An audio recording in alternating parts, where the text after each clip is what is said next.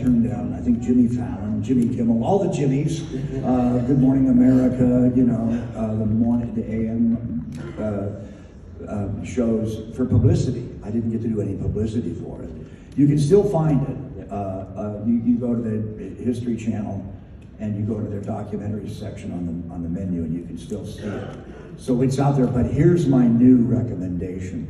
Last year, I was invited by the Blumhouse people to narrate Blumhouse's Compendium of Horror. So I'm not in it, but look for it. It's the entire history of horror movies, from silent films right up until today. And I really knew they had some great research kids working on it when I saw the section on science fiction horror, and they had included a film that is like one of those turning points in my life as a child, being a genre fan, which was the movie Them, giant ants, cinema verite, black and white, James Whitmore, but the greatest sound effect. You couldn't improve on that sound effect today. Shot all on location, you know, in the big concrete dead LA River and out in the desert by Palm Springs. But I think that Them was up for Best Special Effects Oscar. And that year, another turning point in my childhood life, I think beat it out, Walt Disney's 20,000 Leagues Under the Sea with a giant squid, which I saw opening day at Grauman's Chinese Theater on Hollywood Boulevard with my parents, because my mother loved James Mason. But James Mason's in that movie, Peter Lorre. And shortly after I saw that movie, with the giant squid and Kirk Douglas singing, "Got a whale of a tale to tell you," doing my pirate voice here. But anyway, shortly after that, I went to the second day after Disneyland opened. My cousin was a film editor. I'm going to date you guys are all too young to remember, but Annie Oakley and Bonanza and shows like that he worked on. So he got us all in on the day two of the opening of Disneyland. And in Tomorrowland, they had the actual set from 20,000 Leagues Under the Sea, the cutaway, half of the Nautilus. That's how they filmed. So they put the camera here and look in half of the Nautilus, and then turn it around and wheel the other half of the submarine in and then shoot the opposite way. And then they could close it up and get in there with a smaller camera. But it was half of the Nautilus with all of the props from the movie, the pipe organ that Captain Nemo played, and the costumes of Peter Lorre and Kirk Douglas and James Mason's plush smoking jacket.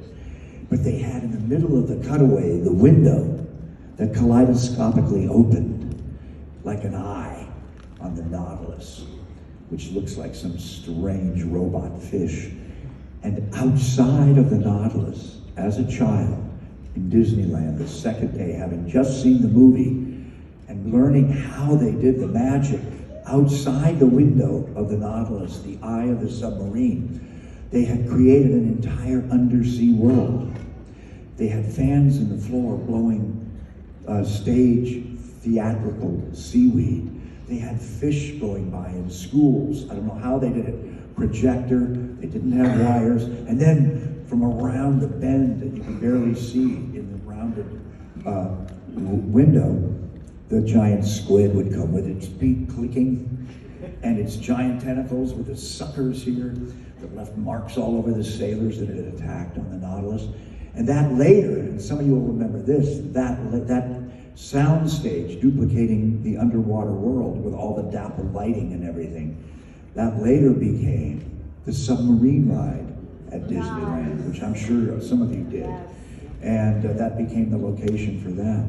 But the 1-2 punch of seeing 20,000 Leagues Under the Sea on Hollywood Boulevard, opening premiere, James Mason in the audience, and then, you know, a couple months later going to Disneyland and seeing how they did it and actually being able to touch some of the stuff.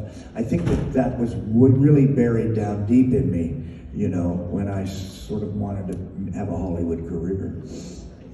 So, you know, of course, your first movie that you worked on was Buster and Billy. Can you talk a little bit about that being cast in there? Well, Buster and Billy, the true story, it's a true story. sidekicked. I was sidekicking back then in the 70s. I always played best friends and sidekicks of some of the big stars. And that movie, I'd left the theater and come back to my home in California, and I was trying to save my marriage, and I took a year to sort of make myself fall in love with film again and get up to speed with movies. And the 70s was a big renaissance in Hollywood movies. And I was kind of a theater snob back then, and I wanted to sort of shed that affectation. And so I spent a year just going to movies. And in those days, I'm sure they probably had it down in Chapel Hill, maybe up in Raleigh. We used to have the revival theaters. And we would have a notice by the phone on the wall of all the double bills that would be at the revival theaters, and you could go see double bills of, you know, the original Thing, you know, and them, or you could go see double bills of screwball comedies or John Ford westerns. And I sort of rediscovered the American cinema. I went on my first audition. I got a starring role, my very first audition, with Jan Michael Vincent, who was a huge star in the 1970s and arguably one of the most beautiful, handsome guys. And he's like right up there. His agent, Dick Clayton, had once represented a little kid named James Dean.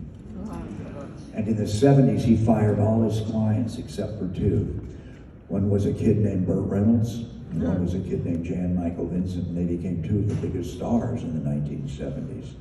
So I went from 0 to 60. I started out starring in movies, and I starred in films all through the 70s playing, again, I was sidekicks and best friends.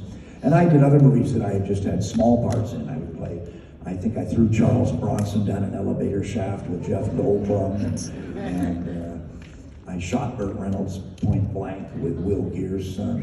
You guys know Will Geer from the Waltons, Grandpa Walton. His boy and I played liquor store hold-up robbers. And so I was working all the time. But in those days, you did either movies or TV.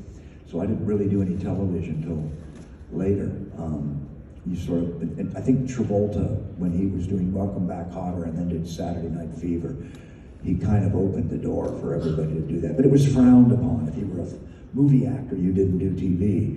And it wasn't snobism so much as a business decision. It had to do with, because there's more money actually in television than there is in movies, but salary-wise. But anyway, I started my first movie, and it's a true story, and it's from here. It's from North Carolina. It actually happened here. There was a high school somewhere in North Carolina, and the boys had been kept back a year to work. They were future farmers, and they worked for the war effort. So in 1944 and 45, these boys would have stayed back to work in the fields to make rations for the service, for the military. So they would have graduated from high school when they were 19, you know, or 19 and a half instead of 17 or 18. And so that's who we were. And we were future farmers, and we'd done our thing for the war effort. We were just a little too old to be in high school. And it's a strange movie, but it's actually got a great score by Hoyt Axton and a lovely performance by the girl who plays the bad girl in town, Joan Goodfellow, and the other wonderful young actress in it, Pamela Sue Martin from Poseidon Adventure, and Nancy Drew, and lots of other films that you guys have seen. And they just treated me so great, and they were all so nice to me. You know, we shot in Georgia. Jan Michael Vincent, when he needed his cocktail, we had to drive over the county line to the county that had liquor, you know. And Jan Michael would take the prop trucks, and the movie takes place in the late 40s, so we had all these great old pickup trucks and cars to cruise around, and you know, we had a buddy, one of the guys on the movie was a big collector of Coca-Cola art, and we all went down to Savannah looking for, because they had a huge Coca-Cola industry there, and we were looking for antique Coca-Cola art. But I remember I could have bought a house on a square in Savannah In 1973, you could get one for like $10,000, but you had to promise to fix it up. You know, you had to sign a contract that said you'd fix it up. I always wonder, maybe that was the wrong. I should have done that. One of those. Maybe I should have done that. You know, be a land baron in Savannah. Now, Buster and Billy, that was, I think we've talked about this before, that was actually Ted Mann produced that, correct? Ted Mann, who bought up every theater with the profits. Yeah. Buster and Billy made so much money. It was a low-budget movie. I'll tell you what the crew was. You guys ever heard of a movie called Sugarland Express? Goldie Hawn, Michael Sachs, who was in Slaughterhouse-Five, William Atherton, who you've seen in a million movies, directed by a kid named Steven Spielberg. And he did it right after Duel, and right after his Night Gallery with Joan Crawford. And 20th Century Fox hadn't had Star Wars yet. They were sinking. They were belly up. And we got the best crew, the best Steven Spielberg's crew in Texas came over to us in Georgia. They just drove from Texas to Georgia and went to work on my movie. And it was the #1 crew for 20th Century Fox. They were all panicked because 20th Century Fox was in trouble.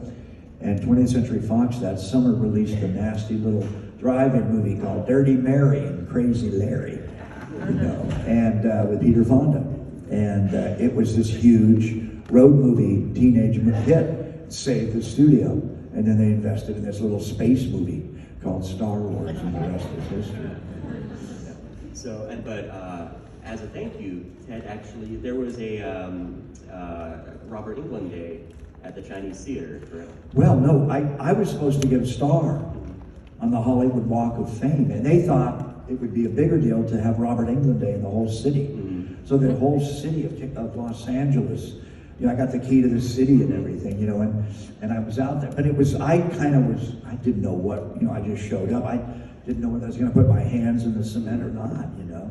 And I regret that, because as great an honor as it was, they sort of didn't pursue getting me a star on Hollywood Boulevard. Although I'm sure mine would be way down in the bad end of town with chewing gum all over. Dog poop. Now this year, or rather to say next year, marks the 45th anniversary of the first Nightmare on Elm Street.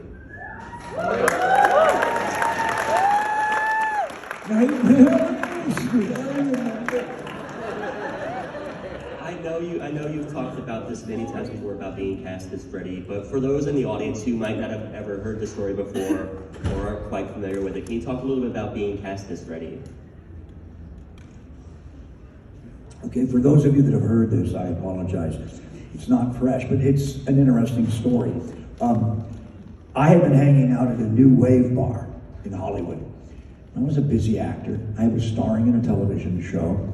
And at this bar, they had galvanized steel shelves hanging from the ceiling on either end and televisions in them. And on one was a continuous loop of Eraserhead by David Lynch. Really great drinking video, right? And on the other end were selected scenes from Last House on the Left and The Hills Have Eyes by Wes Craven. And I had a crush on a little punk rock bartender girl. Oh, she was a cutie. And I would go in there and do a little day drinking if I was stuck in Hollywood at rush hour, you know, and watch the guys load in the band that was going to play that night. So that was my introduction to Wes Craven. Those, you know, greatest hits from Last House on the Left and The Hills Have Eyes. So I was kind of curious about working with Wes. Yeah, he was kind of a strange artist in my imagination. I thought he probably wore all black like everybody else back then, you know. Maybe he wore eye makeup, maybe he was a goth, I didn't know. A long black raincoat, who knew, you know. So I get this call to come in for Nightmare on Elm Street.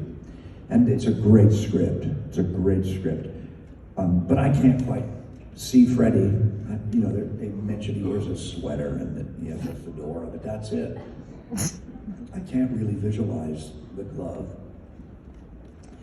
And I'm thinking he's bigger than me, but I go in and I have an old beat-up Datsun 2000 sports car, Japanese MG, and I pull up and I'm been surfing a lot. I had a break in between the series and this audition, and it was in my hiatus, my break.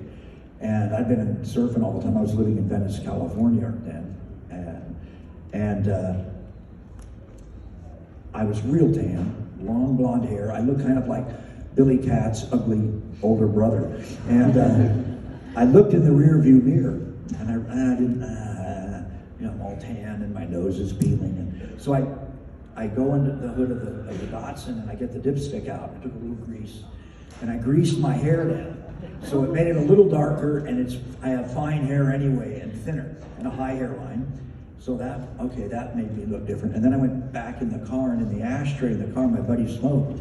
He put a cigarette out, and there was ash in there. There's an old makeup trick from the theater using ash and saliva, and you can put it under your eyes, and it's like circles under your eyes. But if I came right up to you now, you couldn't tell I had makeup on. You would think it's real, that Robert Englund just had a hangover. I put a lot of soot under my eye, and that sort of sunk my eyes in, and I buttoned my shirt all the way up, just because that looks strange, And I went on the interview. I looked kind of like a convict, And I'd been playing a lot of those on television by then. But anyway, I walked in the interview, and I was smart. You can gather by now that I love to chat. And I just zipped it up. I kept my mouth shut. And I did that old trick that you do in school, where that game you play called Don't Blink. The first person that blinks gets corked in the arm. And I let Wes, who's so eloquent, tell me his vision of the nightmare on Elm Street. And I just stared at him and tried not to blink. And I think that worked, because I got the part that day. But the woman that cast that movie, Annette Benson, I had just screen tested for her for like every role in a movie called National Lampoon's Reunion. And I was sure I was gonna get in that movie. It turned out to be a flop. But Annie Bates and people like that from Ghostbusters and people that were asking to screen test with me, I was sure I was going to be in it. Maybe I'd play the serial killer, maybe I'd play the dumb jock. I'm sure I was going to get in that.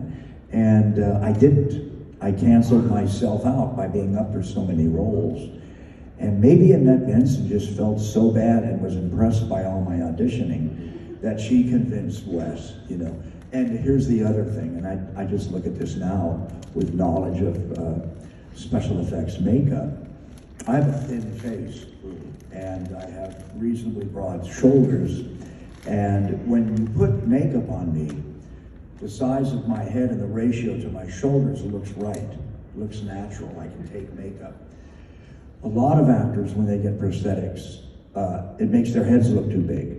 It's a ratio thing. You have to shoot them very carefully. And they were really, really worried. Bob Shea, the head of New Line Cinema, and Wes Craven were petrified about the makeup and whether it would work or not, and how to light it, and how far away to stay from me, with the camera. And I think that my thin face also contributed to my getting the part, because David Miller or Wes or one of them realized they could, you slather that stuff all over me and baste me with KY jelly and foam latex, and it would still look reasonably true in terms of the size. So that, it may be as simple as I had a skinny face, that's why I got the part. I don't know, but I got the part, and the rest is history.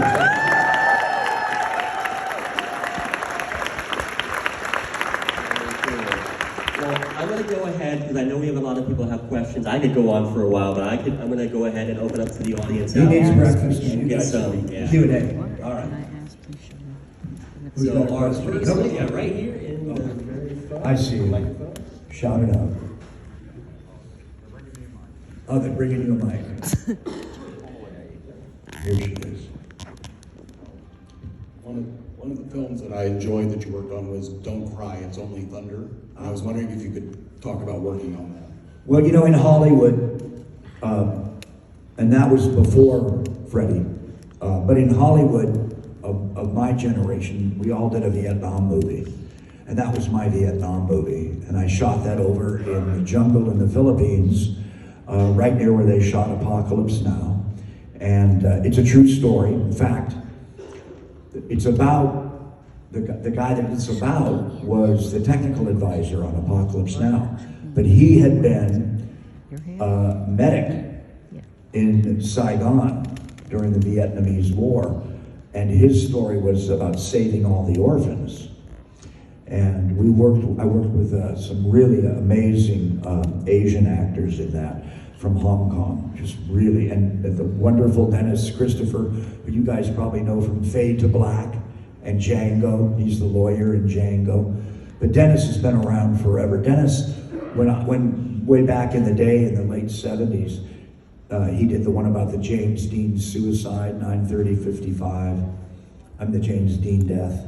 And Dennis looked like he stepped right out of a Norman. He looked so all-American. He looked like he stepped out of a Norman Rockwell painting. He did a great movie that he received a nomination for the British Academy Award, the BAFTA for, called Breaking Away, with Jackie Earle Haley, who played Freddy, and also with Dennis Quaid. That was Dennis Quaid's first movie, and Lisa Blount, who went on to do Officer and a Gentleman.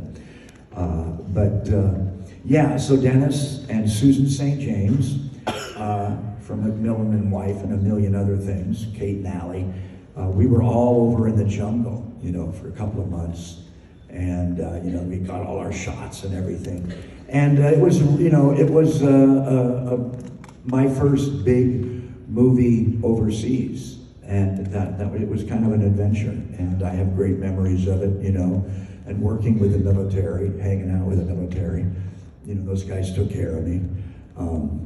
They put me and James Whitmore, who directs now, whose father is the star of Them, the Giant Ant movie. The Circle Remains Unbroken, but they put James Whitmore and I, there wasn't enough room for us on Clark Air Force Base.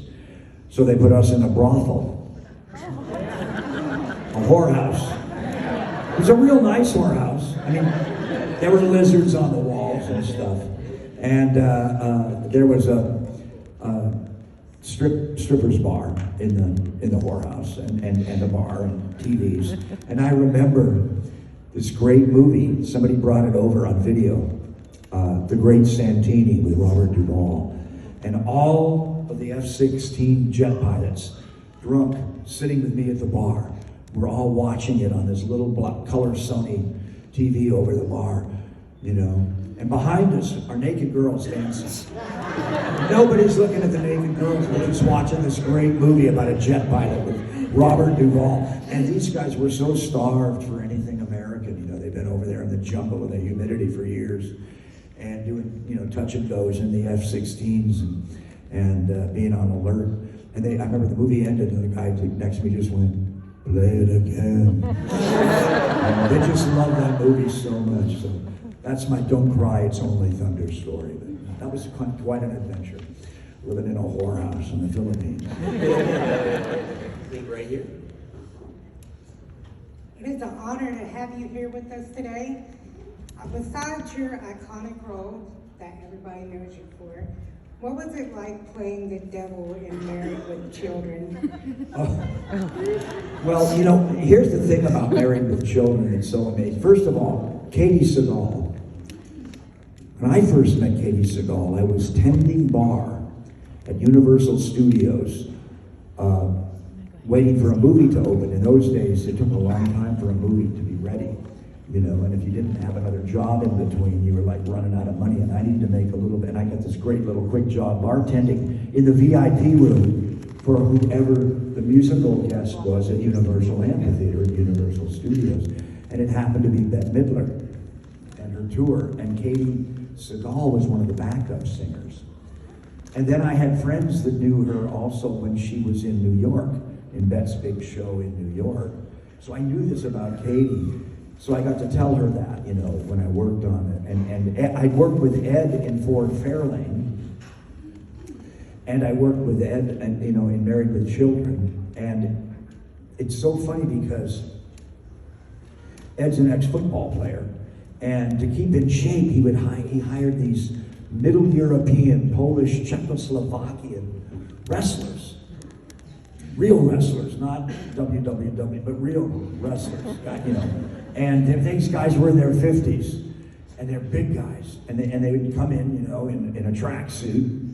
They'd take the top of the tracksuit off, you know, and they'd have a sleeveless T-shirt out, you know, and a bush of armpit hair, and they'd get Ed, and they would crap him on the soundstage floor really hard for like 10 minutes, and that was it. Then these guys would go over and eat at the craft service table, you know, and that was it. But all that 10 minutes was all the exercise Ed needed. I remember him telling me that amount of strain that a wrestler does, in those 10 minutes you use every muscle in your body, contracted, extended, you know, and strength as well, and that's all he ever needed to keep in shape. And I mean, the guy looks great, you know, I mean, he's not a kid. And this is before his last beginning, but I was thinking, you know, that show, it's a little dated because I think I cracked some O.J. Simpson jokes. But I had this great tail. I played the devil, and I had a great tail. It kind of followed me around, you know, my little horns. But it was just so much fun to do it, you know. And along with Beavis and Butthead, that show built Fox, the Fox channel, and I think they were sort of unceremoniously canceled. That show was a big hit. I think they just all got a phone call one day that, you know, we're not doing it anymore. And of course, Katie has not been out of work a day. She went right into Futurama, and then Sons of Anarchy, and now she has another show, and Ed did Modern Family for 100 years, you know. So it's like everybody did great.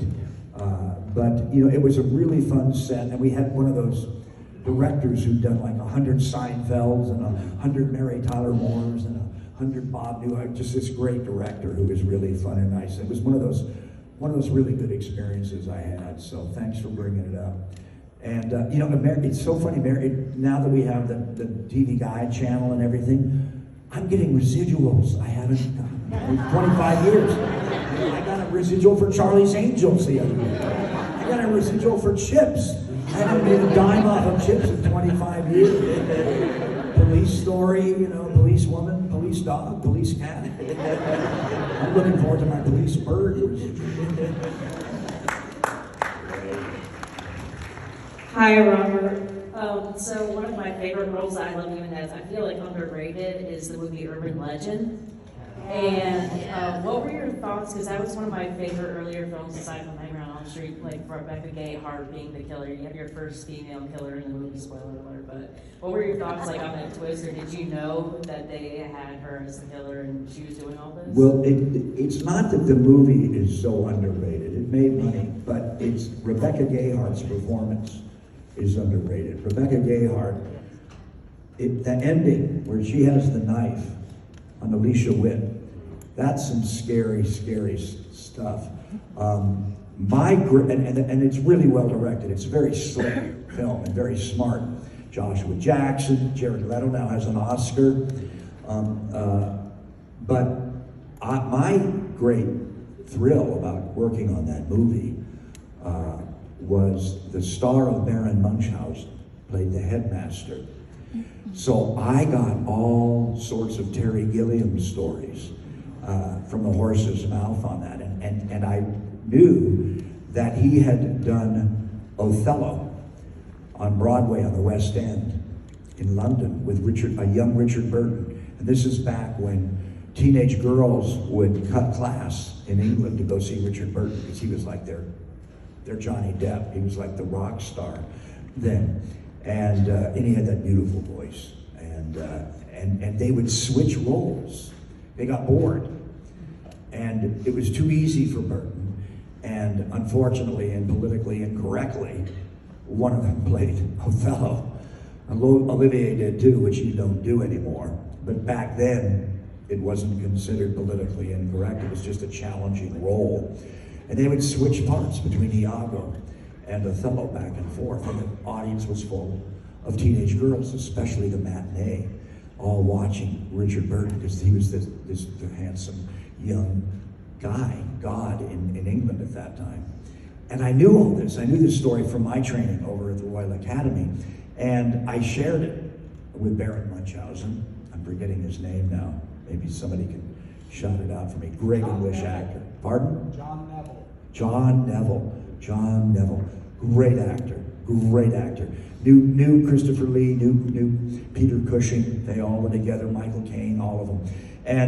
And so when he knew that I knew about the thing with Richard Burton, switching things, he opened up to me. And we would go out for these elegant lunches in Toronto. Toronto's a great town. And we would go out like to a fancy hotel and sit in the dining room. And I could have been hanging out with Jared Leto and Josh, but I would get these stories from him about Laurence Olivier and about Alan Bates and about Tom Courtney and about Maggie Smith. Just this great stuff from the horse's mouth. So that was really the great thrill for me for doing Urban Legend. Aside from the fact that it's a good movie, Yeah. and it a great title, and it's really entered the vernacular now as part of the horror lore. Thank you so much, Robert. Appreciate it. Yes, when you directed 976-Evil, what gave you the idea or inspired you to make that movie? When you directed 976 Evil, what inspired you to direct